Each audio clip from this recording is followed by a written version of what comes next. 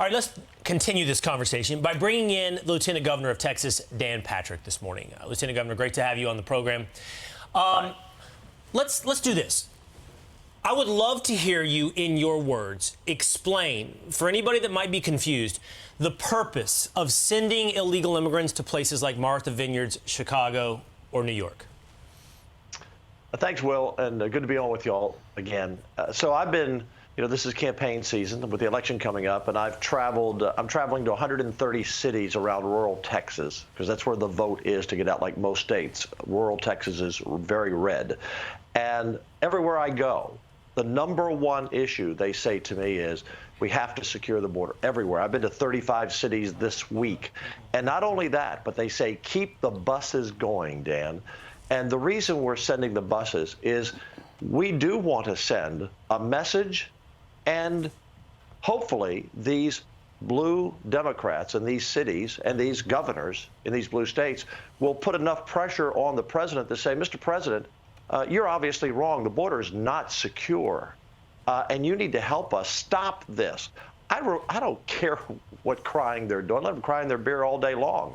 And the people of Martha's Vineyard, what a bunch of elitist hypocrites they are. And you know what? What they've really done is signal to us, we need to send more buses to places like Hollywood or Bel Air. Maybe Barbara Streisand. She had a great song in the 70s, I think, called People. People, I need people. Yeah, we'll send her some people to her street, because she and the leftist Hollywood crowd and the elitist on the East Coast and other places around America, they support all these policies. Oh, no, let everyone come in. We're a sanctuary city. We love these people. And as soon as they actually get off the bus, suddenly they, oh, get away from me. Get away from me. We don't want them in our neighborhood. Right. Let them own what they support. They need to own up what they support. Let them understand what our people are dealing with, especially in our border towns where we are overrun every day. Yeah, I mean, I said it on the show earlier. I was one of those people that said, oh, this is just a stunt. When Governor Abbott, I think it's been very effective. I don't think it's been more effective than on Martha's Vineyard, because I think it also exposed, as you said, the elitism. They like these, brown people to probably work in their homes, but not to actually be on their beautiful island. Yes. And so they got rid of them quickly. Now, my question to you is, as much as I like what I've seen in terms of exposing this policy and bringing the border to some of the toniest neighborhoods, I'm wondering why the state of Texas just never declared a state of emergency, so we could, instead of, feeling helpless, and this is all we can do is send them to these other places that they wouldn't normally go to, maybe we could stop it before it even happens. Am I being Pollyanna-ish here? Well, you can't stop it before it happens, because the Supreme Court already declared in the case with Arizona several years ago that the federal government, at least at this point, has purview over the actual border. But when they don't do their job, we are in a state of emergency. We have to absorb all the drugs that come in to kill our kids. We have to absorb all the people that come in to overrun towns like Del Rio, a population of 37,000 people that have had 400,000 people in their sector. That would be like New York getting 10 times their population, or 80 million people. So we have been in a constant state of emergency, because we have criminals crossing the border, terrorists crossing the border, and just thousands of people coming into our state every day. I mean, they're crying that they've had 10,000 people that we've sent total on buses or so since the beginning. We have that almost every day. Yeah. Right. And so I have no sympathy for these elitist, leftist, liberal Democrats, none whatsoever. I care about the American people. And until they feel the same pain Texans are feeling, until they have to deal with the same things we're dealing with, it's not until then that they'll put pressure on their senators and their congressmen in the Democrat states to do something about it. Mr. Lieutenant Governor, this has to end. Just to follow up on Rachel's question, Yes. though, I think we all agree that the impact and the spotlight being shown on this crisis by shipping illegal immigrants to blue states and blue cities is obviously effective. But to The goal being, as you stated, to pressure the federal government into solving the problem. In lieu of that, I think I don't want to speak on your behalf, but there is an argument being made that, as, for example, the state of Texas, you could declare an invasion, that you would have that constitutional power to begin to deport illegal immigrants back to Mexico. And if you then have a legal question, well, then take that to the Supreme Court and have that fight in front of the Supreme Court. I think that's what some are wondering. Is that not a path to actually solving the crisis that exists at your border? Yeah, well, so I've been saying this for a long time, many years. I've been on Fox many times over the years. I've been calling this an invasion for a long time. You know, we are at a point right now where MIT did a study in 2016 and said there were 25 to 30 million people here illegally, which matched up with the numbers I had. I've said this on, I think, the show before. And that was back in 2016. There's not 11 million people that always you hear. It was 25 to 30 million 7 years ago. So we're up, at least with the MIT study, we're up to 35 million now or more. That's, remember, apprehended. When I go around on my tour, what I hear from law enforcement all the time, maybe we catch 1 out of 2 or 3. So you could double or triple that. In addition to that, in Joe Biden's first year, we had 2 million that we apprehended the first year, 2 million this year that we'll apprehend, plus the gotaways. We're approaching 10 to 15% of the total population in the United States of America will be here illegally by the time Joe Biden's first term is over. You have to understand, this has been an invasion for a long time. This is a plan by the left. They want to bring people in, eventually, one day, make sure they all have citizenship so they can vote. People who are coming here illegally is a plan. This is not an accident. The fact that they're angry about it is just we're shining a light on it. Absolutely. And I hope that what we can do is create another case. We'll be back in the legislative session in January, that we can get to the Supreme Court to determine this one more time. And maybe this court will recognize that we do have a right to protect our citizens on the border, right on the river. Let me clarify on that. That's where we need to be. And we need to be able to protect our people. Let me clarify on that fine point, because you mentioned saying that it's invasion, and we all acknowledge and say that it is. Right. But is there a formal declaration Texas can or should make? Does that happen from the governor? Does that happen from the legislature? How does that Supreme Court showdown happen if Texas were to formally say we're being invaded? Look, the governor will make that decision, but the answer for the legislature, and I'm the president of the Senate, the answer for the legislature is to craft a bill similar, I don't want to say similar to Arizona, but to make the case that we have this legal right to stand there and protect our border. Look, this is not, you know, we can send the buses to get attention and we can make comments, but let's look at what we're dealing with. We're dealing with fentanyl coming over the border in such amounts that it's the #1 killer of young people to 45. That's not a laughing matter or a joking matter. That's death. Families are experiencing young people dying because they got the wrong pill that was sent over the border. We have criminals crossing the border, MS-13 gang members crossing the border, terrorists crossing the border. And the only 3 people on the planet, that think it's secure are the president, the vice president, and the secretary of Homeland Security, and the mouthpiece for all of them that shows up, you know, in at the White House press briefings every day, who doesn't ever tell the American people the truth. The only side of the border that's secure is the other side, by the way.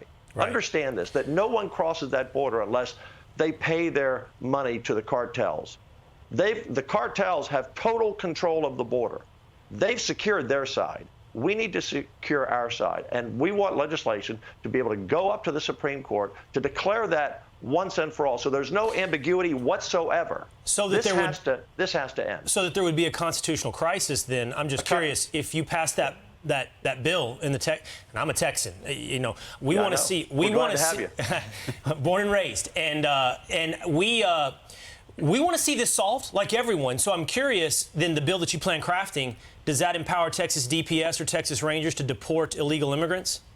Well, right now that's 3 months away, so let us write the bill. But let me assure you this, that we will write strong legislation that makes sure there's no question that we have a right to protect our citizens. So there's no argument. The best way to win this is to be sure that every state, and particularly the border states, have a right to defend our citizens. To include we deportation? we do. To include deportation? That, I mean, Guys, let me write a bill first. Let's not write it here, okay, on the air on Saturday morning. This takes, let me tell you what, when you write a constitutional bill like we wrote the heartbeat bill that survived Supreme Court scrutiny, and that bill became law, writing legislation that changes the Constitution is very serious business. Very serious business. It takes top scholars, takes a lot of thought and a lot of work. Not something we just throw out here on a TV show and say we're going to do this. I'm serious about this. The legislators are serious about this. The people of Texas are serious about it. The other thing I'd want to do, we're spending, by the way, guys, to put this in perspective, to all these whiny babies up in these blue states. Oh, this is such a crisis. We normally spend $400 million a year on border security. We're spending over $4 billion of Texas taxpayer money we could spend on health care, on education, on more roads, whatever it might be. $4 billion a year. We have our National Guard there on the border. This is a financial burden on us, but most importantly, it's an invasion of our state. I mean, I've said it for a long time. I'm not shy about the word, but we have to do this the right way. But I will also propose that since we're spending so much money, I'd like to hire every Border Patrol agent on the border, every one of them. There's about 8,000. We can afford to do it. Hire them and make a new state border guard so that Joe Biden doesn't have one person left. And by the way, the Border Patrol agents are they're heroes in my book. They hate working for this guy. I think they love working for Texas. And then let them look around and find there's nobody there to even do the job. And we'll just say, Mr. President, we'll take it over. Our founding fathers, you have to understand this, our founding fathers never believed there'd be a president one day.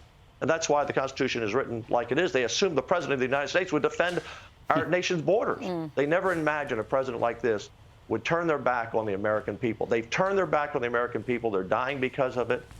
And every place that we see, we're being overrun. And just remember this, the people, they sent them to a military base, right, on Martha's Vineyard. I've always asked this question, and on this show before, exactly what is Biden's answer when we say, where do these people go? Where do they actually go? How do they live? Do they move in with somebody? We can't put a 15-year-old in the fourth grade. They're 2 and 3 grade levels behind. Where do they get their health care services in our emergency rooms? What do they do for working? They don't have a legal permit. So they've been dumping people in America for a long time. And now Texas is saying, we're fighting back. We're going to send them to your neighborhood, and we're going to keep those buses coming until finally this administration wakes up. And then we'll pass legislation next session that will hopefully get us to the Supreme Court, where this Supreme Court can rule that Texas and everyone else has a right to protect their citizens, and then we can do it. Well, we're doing the best we can now under tough circumstances. No doubt, they are tough circumstances, and you are doing the best you can, and we feel it. I think the most infuriating part is just how the other side, the Democrats, have wrapped this up into compassion. And I think that the flights, they have no compassion. I know, and the flights, I believe, have exposed their hypocrisy on a level that even we were surprised by. So we thank you for that. Sure. Can I add one more point? Sure. People ask me all the time, why aren't you sending them to Delaware? We can't find anybody crossing the border who wants to go. That's all I can tell you. Hey, Lieutenant Governor, you said, and just as a point of clarification, more buses going. I'm curious. You bet. Can you tell us where? No, of course not. What I did say on this show a month or so ago, I did say when it was just New York and Washington, I said, if you're a Democrat governor or mayor, you better keep looking out your window because more buses are coming to different places. If you are, I think I was true to my word. Lieutenant Governor, may I make a suggestion to Brooklyn, to Alexandria Ocasio-Cortez's district, and also to her apartment? She lives above a Whole Foods, so I think that would be a good spot because she went to Texas to cry at a detention center, and I never saw anything out of her after the 50 migrants died, basically burned alive in that truck. And now she just put out a tweet saying that you guys are this is a humanitarian crisis and, human rights and everything else because of these trucks going to buses going to Martha's Vineyard, et cetera. So thank you. Well, I think that's a good name to add to the list. But I'd like to see Barbara Streisand show up on her, on her curbside in her slippers and saying, "Hey, come on into my house." Yeah, that'll be the day. Well, it's ongoing because we covered just this morning at about 6:30 yet another bus from Texas right in front of the vice president's residence in Washington, D.C. So we'll continue to track it. Lieutenant Governor Thank you. Dan Patrick, thank you, sir. Thank very you. much.